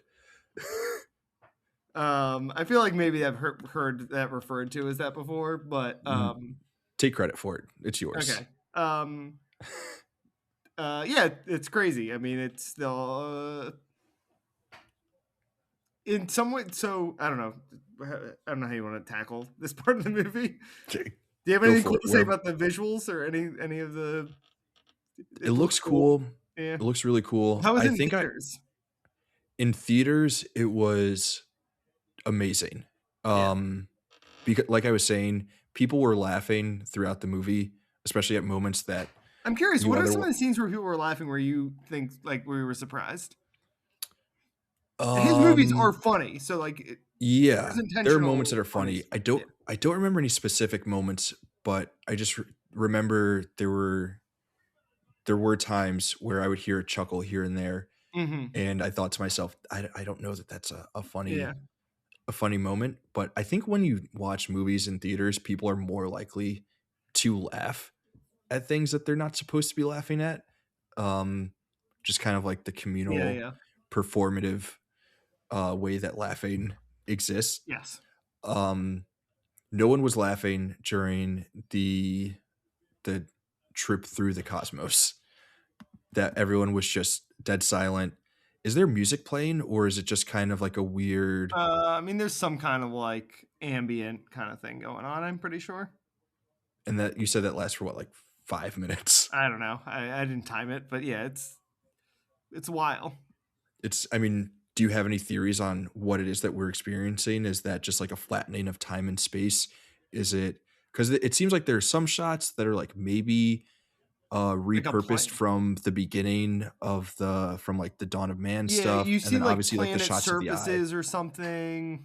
Yeah. The way I've kind of always the way I kind of interpret the end of this movie, and I mean this might be like way off, is like the it's kind of what it's like to touch the thing and get like the knowledge Mm, like instilled in you, yeah, because like that is just like an internalization of what that all what yeah, exactly. yeah, Raph's doing like what's that the like Jeff where it's like the guy the little yeah. black kid doing like Ah. I was um thinking more Marv in Home Alone 2 when he gets electrocuted. it didn't yeah, exactly. Is 2001 a Christmas movie? It might be. Christmas probably happened while they were in space. At least once or twice. Yeah. There are I lights. I don't Yeah. know, I've kind of always figured it's like the yeah, it's like all of a sudden all the understanding of the universe comes to you at once, basically. Yeah. And And you see the that's beginning of your life, the end of your like you see all flattening of time, I guess is a good way to put it. Like is okay, the so beginning and you're the end, you see all. is this how you're interpreting the like weird psychedelic cosmos trip Kind of the whole or what it but is? Oh, okay. The whole thing, yeah. the bedroom at the end of time. Yeah, I think they go to. I mean, the Cosmos trip, I guess, is that initial like whoa shock of like, Hmm. and then understanding. I don't know the beginning, the end. We're all. It's all one thing essentially. Is Yeah. what happens in the bedroom. I guess I don't know. It feels kind of logical to me, but I like it. I don't I know. like that What do reading. you have an interpretation of it? Um, I don't. Knicks are NBA Cup Yeah, NBA champions. Cup champs. Here we go. Let's Rhapsody, the go. beginning and the end of time, all at Ye once. Yeah, honestly, this might be There the beginning there of the end is of and there time. has always been Jalen Brunson. Yeah, I mean, gosh, I haven't seen a New York sports championship for a team that I care about ever in my lifetime. Is that true? Um, I guess it is. I mean, the Devils in the early The Devils, 2000s. yeah, right, they're New Yeah, Jersey, so but you are a Devils um, guy. I am a Devils guy. Um, but yeah, all of time flattened And you into don't have one. a football team, right? You don't have a do you No. Jets? Do you say like if you had to pick one, are you Jets over Giants? Or just Well, literally don't care at all? I don't care at all. My most of my family are Giants fans, Oh, but okay. also most of my family members are Yankee fans, and Oh, I'm true, true, famously a true. Mets Yeah, fan. Mets fan. So I guess that means I would have to be a Jets guy to be consistent. Yeah, But there you go. Plus Jets, Mets, you know, yeah, Queens. Queens baby, Queens get the money. Um, yeah, the flattening of time. All of space and time has existed at once. It all exists within the monolith. It is all knowing. It's ever present. It's omnipresent. It's um, Father, Son, Holy Spirit, all that Yeah. stuff, all wrapped Baby into one. Jesus. Babe, is that what we're seeing at the end? Is it I don't know, baby? Is maybe. that baby You I Jesus? hadn't thought about it until you said Father, Son, Holy Spirit. Like, yeah, Is it Dave? Is Dave a Christ figure? maybe. Is he David? Like he's gonna take on Goliath? I mean, he is hurtling towards the earth, That's true. and it's unclear if that's like humanity going back to Earth to like signify the birth of humanity. Like, does it then just start over? Oh, that's a Does good the idea. I star kind of like child that. hit the Earth and then we're Does he back bring at the the, dawn of or man? does he bring the monolith? With him. Like, is it a recursive kind of thing? Are we in? Yeah, maybe He it's all brings that knowledge back to Earth. time I is will a say flat circle. another thing when I'm talking about Strangelove, the ending of this kind of felt like the end of Strangelove to me, with the guy riding the rocket ship with the baby. It's just I don't know. They're very like Yeah, different, but it is kind of funny. Like, did people? I wonder if people laughed at that. The baby, like, it's a ridiculous image of this it's baby insane. And then floating through space. I always forget that the last shot is a close up of the baby's face. That it like goes from that wide of the star child hurtling towards Earth, and then it's a close up of its face with like curled up in the fetal Yeah, position, which is like actually kind of a funny final shot. yeah. It's he's. I mean, he's funny. He makes funny movies. The Shining's hilarious. Yeah. Yeah, I wonder how much of that is supposed to be funny. But I think this section of the movie more than any other section is open to interpretation. Like Yeah, there are just like there are countless ways that you can read it. And again, none of them are right, none of them are wrong. Whatever it is that speaks to you in terms of how it is that you, the individual watcher, wants to interpret what it is that's happening there, I think is fair. because I just said the thing about the cycle starting over, but I don't know that I fully believe that. Yeah, I don't know if I believe my thing either. And I kind of like yours. I like the idea of it being a cycle, especially when you think about it going back to Earth and like bringing its knowledge back to Earth. And Yeah. clearly, there's time stuff going on, right? And you think about again, not to go back to Interstellar, which is very blatantly influenced by this movie.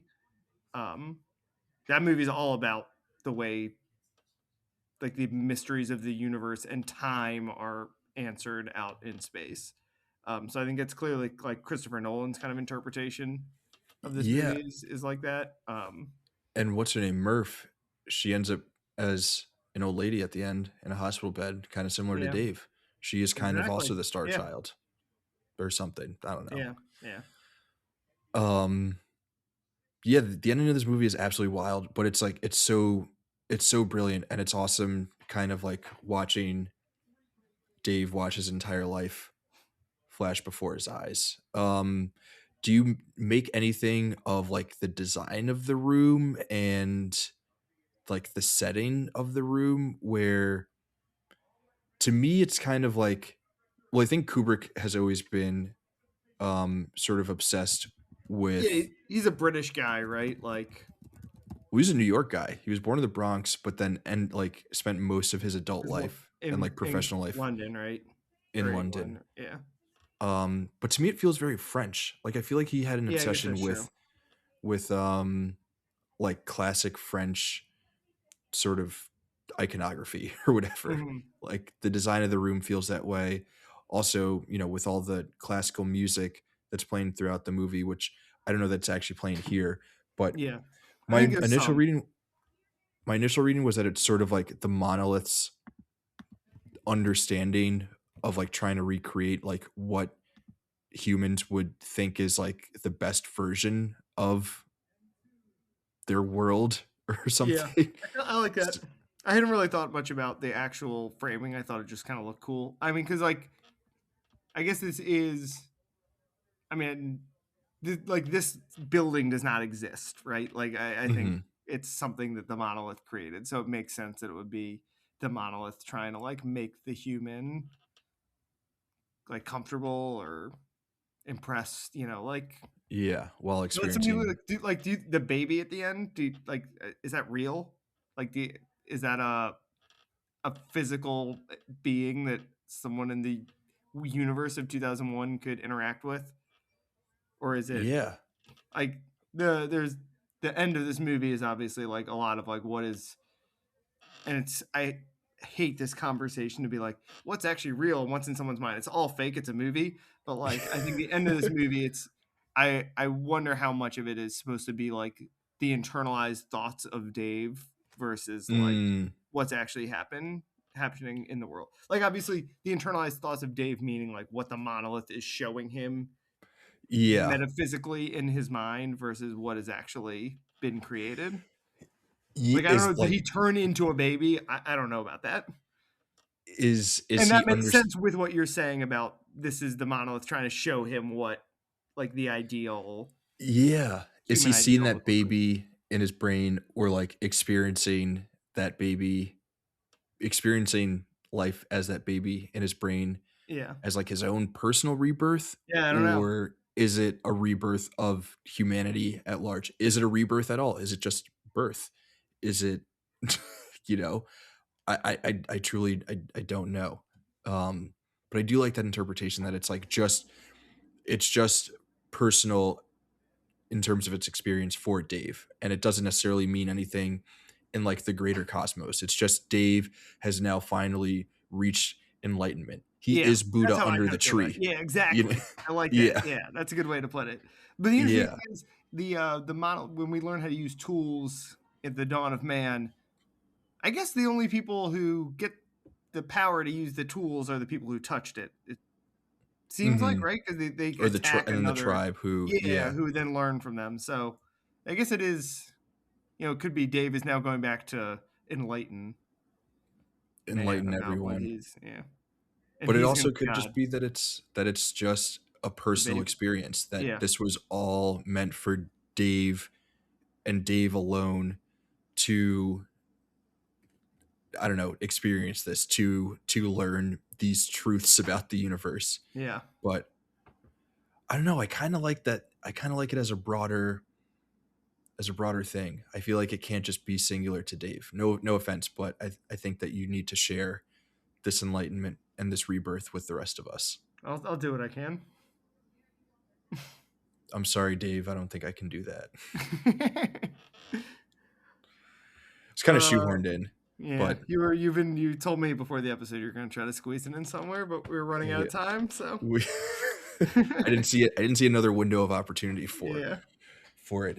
Um, yeah, I mean, I guess we could sit here and throw around more and more theories about the uh, the end of this movie and Jupiter and the beyond and what exactly it all means.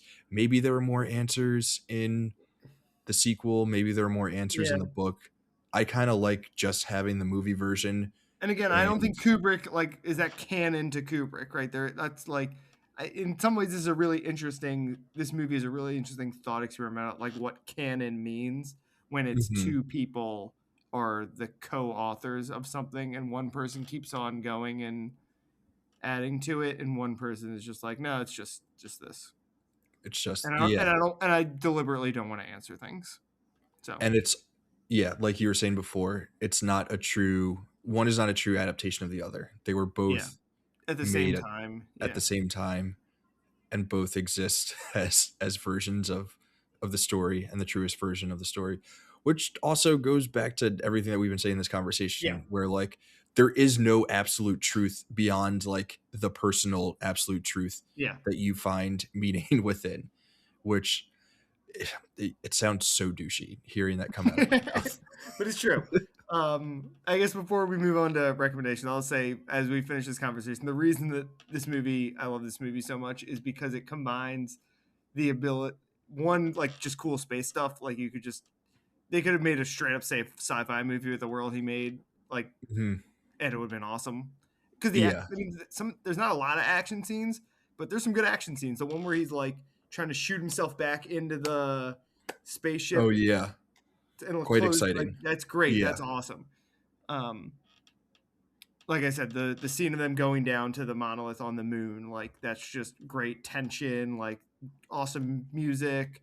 Um, but then also like you can just get tripped out by it and like think about what it means forever. So there's not a lot of movies I think combine that like like true blockbuster sensibility with Mhm. the really like esoteric. Yeah.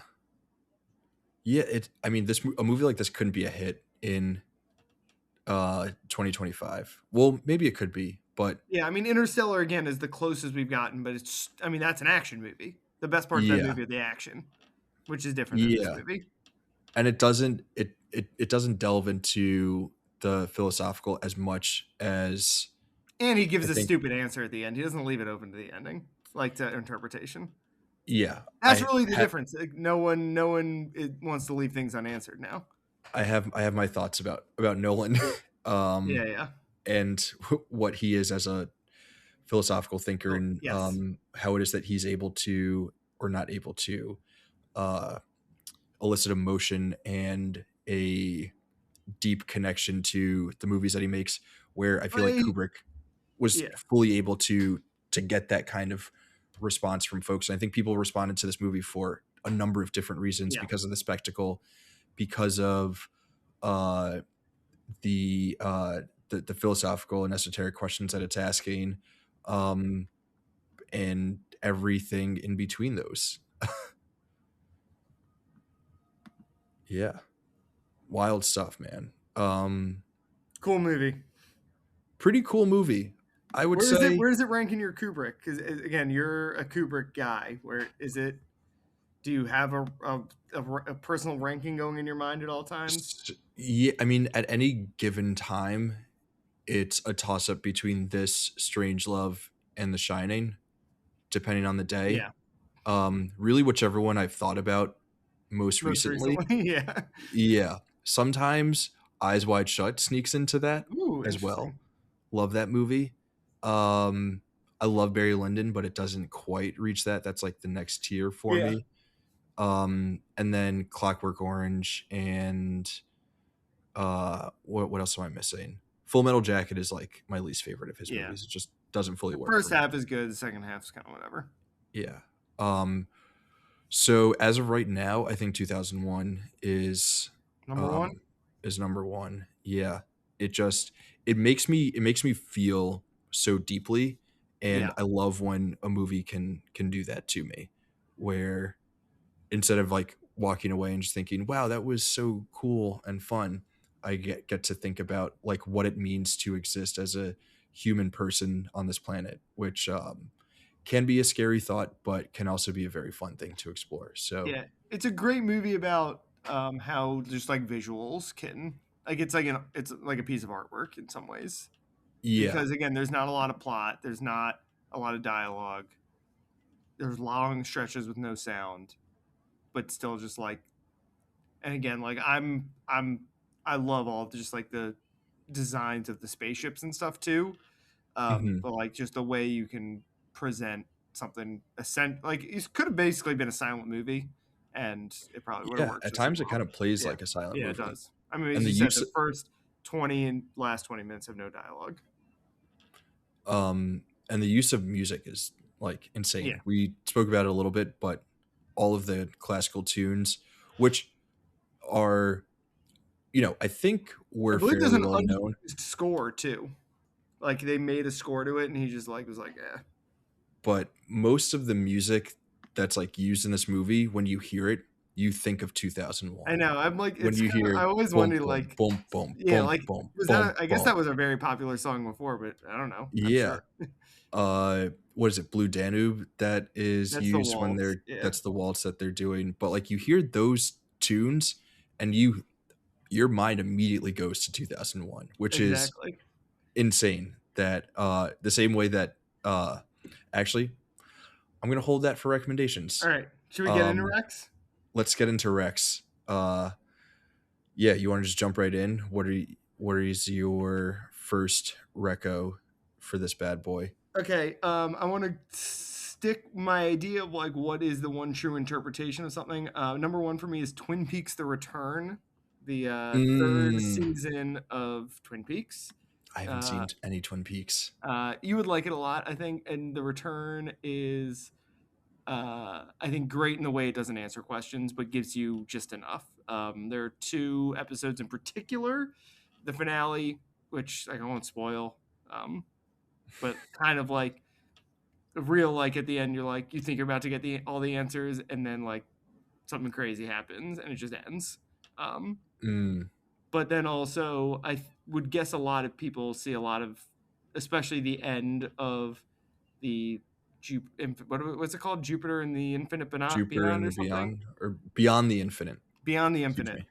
um Episode 8 of Twin Peaks: The Return, Hmm. which is basically about how evil was created in the world, starting with the Trinity test.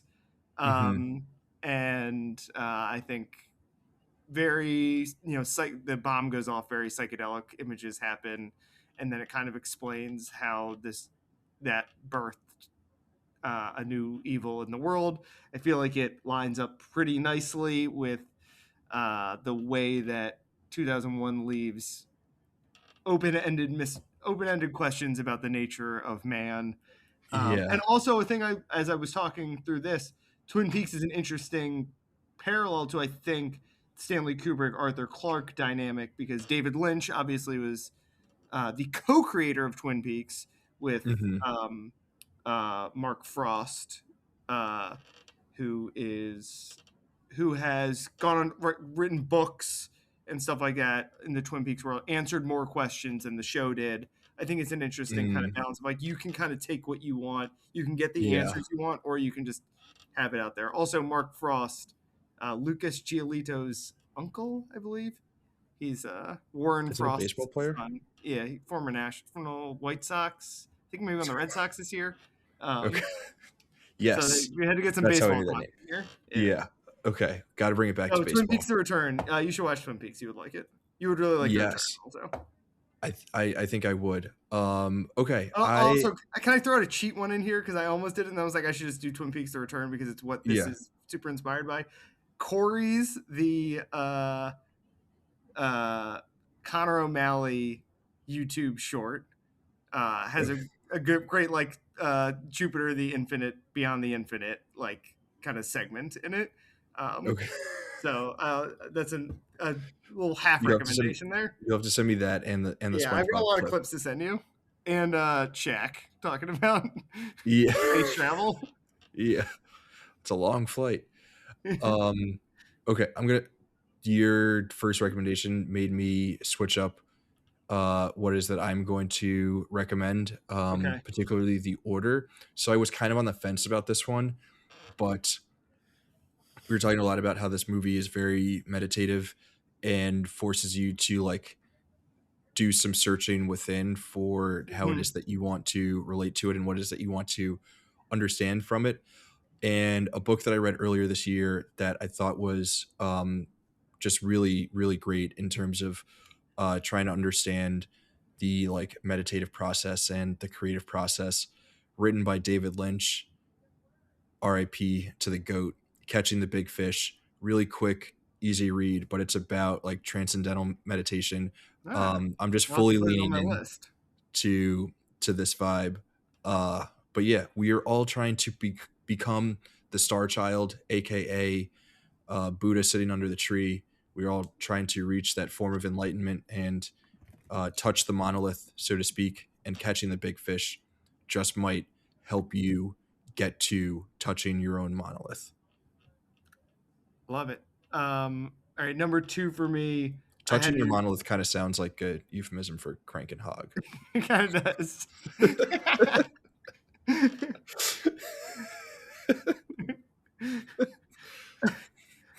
Okay. Number two for me. I had to get just like a fun sci-fi, not fun, a sci-fi movie on here. Kind of fun. Arrival. Is that in the Nice. canon? I think it is, Ah, but we'll take it. I love okay. Arrival. Arrival. Especially as we were talking at the end, I was like the flattening of time. That's obviously Mm, spoilers for Arrival. yeah, Uh, love that's a that lot of what movie. Arrival is about. Feels like the closest, kind of the closest we've gotten in terms of like a sci-fi movie that tackles like big existential issues.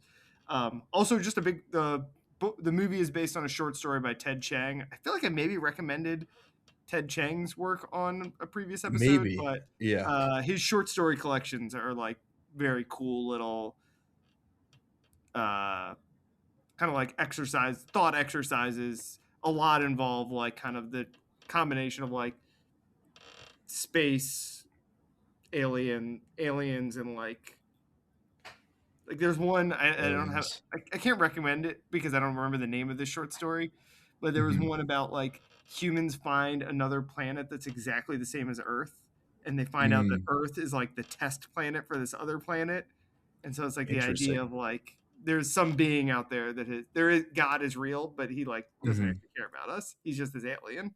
So Yeah, a lot of his stuff is kind of like along those lines. I like that. And I feel Arrival's like you've awesome. definitely I feel like you've definitely recommended his work before. Either I don't know if it was on the show Yeah, it or might if have just been to like you. it might have just been personally. um okay, I love that. For my second recommendation, um it's going to be a bit of a path, but we're going to get there. So, 2001, this is one of the most influential movies ever made. Got nominated for a good amount of Oscars, got nominated for Best Picture, Best Director, um, Best Visual Effects, which was the only Oscar that it won. That's also the only personal Oscar or competitive Oscar that Stanley Kubrick has ever won in his Ridiculous. career, Yeah. which is absolutely insane. He never won an Oscar for Best Director. Also, there was only one other movie that was in competition for Best Visual Effects this year, in '68. So, kind of funny. What was Uh, it? it's something super random that you I'll like look it up while you no talk. that no one has ever heard of. Um, but it lost Best Picture, Best Director to Oliver, like the adaptation of Oliver Twist. It also lost Best Original Screenplay to Mel Brooks for The Producers, Let's go. which is pretty funny.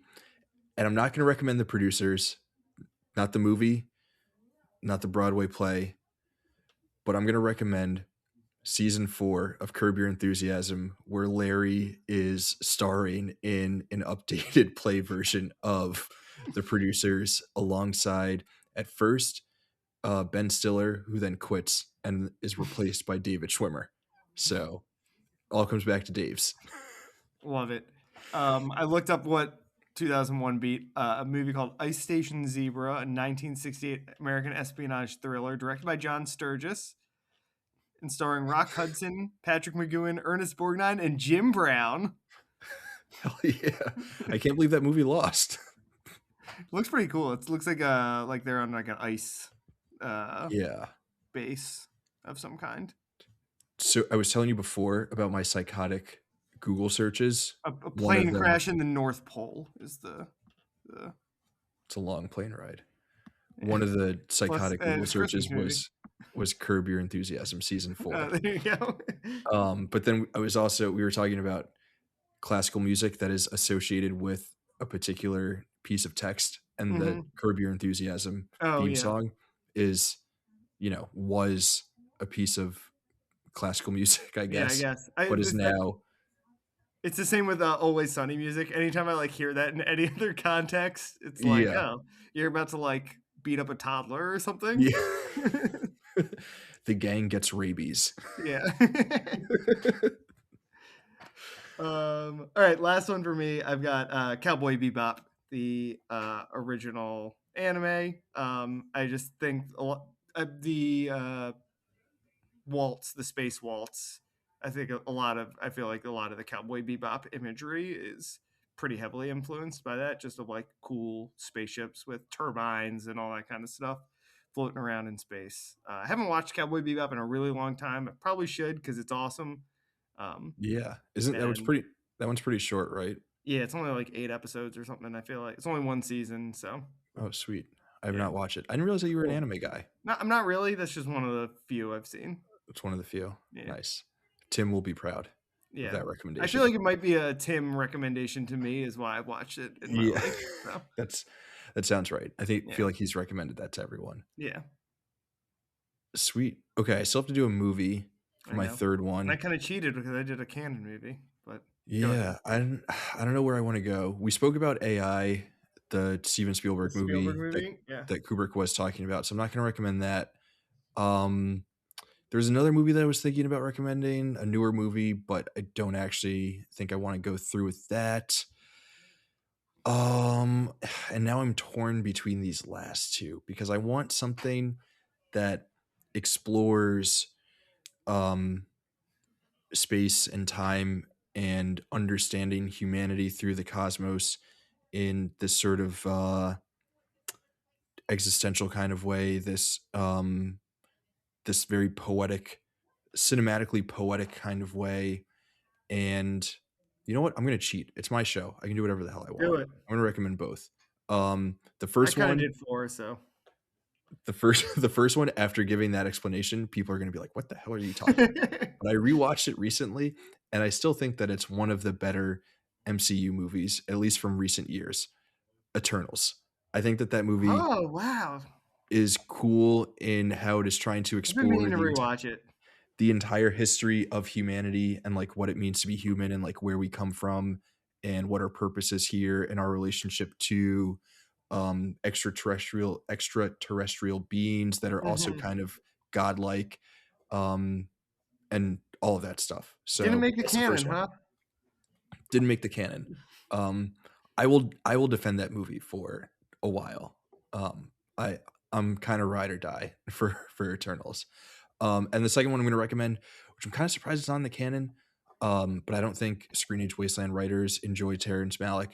But The Tree of Life is like the most obvious version of like a 21st century version of 2001. It's there's not a lot of clear storyline.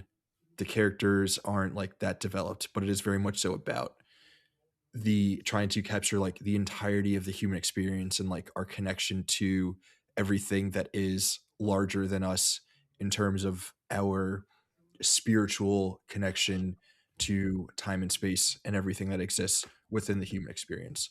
So yeah, little combo, Eternals and the Tree of Life. St. Maybe Malik's the a only blind person. spot for me too. So I've never seen it. So, but it's on. It's I know it's one of your favorites, so I should make sure it goes on the list. Tree of Life. I don't know if it's one of my favorites, but it I feel like I've is. heard you talk about it before. So I do like it. yeah. Yeah, it's cool. It's definitely it's a version of this. I don't think it does it as well, but as well as like Does someone trying to anything imitate like Kubrick. does anything like yeah. Yeah. Well, awesome. Dave, thank you again for joining. This has been an absolute blast. We got to talk about The mysteries one of of the best life. movies ever made, The Mysteries of Life. The Knicks We winning also the got NBA Cup. we also got to do it while the Knicks won the NBA Cup.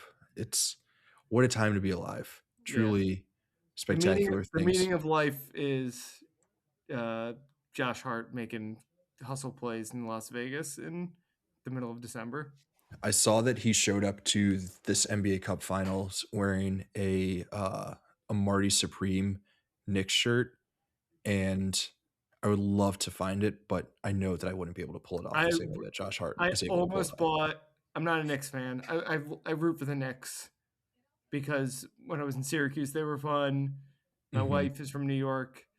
Um, I almost bought MF Doom. There's a Knicks MF Doom shirt.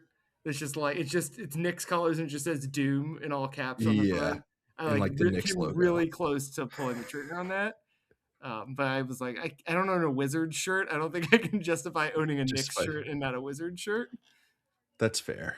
That's Yeah, fair. We'll get you there eventually. yeah. And we'll also get you Oh, back on the Spike is on. Canon. You still have that Yeah. broadcast on in the background? Yeah. They got Spike on, so maybe we should break Yeah. this down for our movie podcast we're doing right now.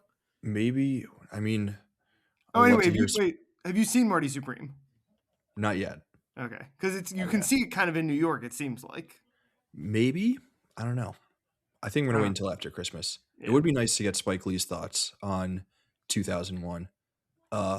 But yeah, I think right now we're just getting his thoughts on the next NBA Cup. It's gonna be so funny to listen back to all of this I know. once this episode is finally released. But yeah, Dave, we will have you back on at some point in season 7 Yeah, maybe in when the in Knicks are in the NBA 2026. Finals, we'll get real symmetry going. Yeah, that would be amazing. We'll do another Kubrick movie or maybe Yeah. Interstellar. Who knows?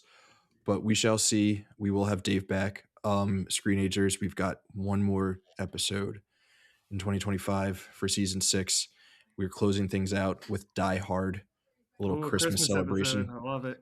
Yeah, should be fun. Ramona and Val will be joining for that discussion.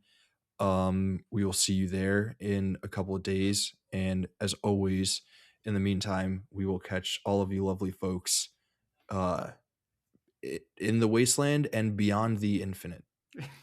How about that? Perfect.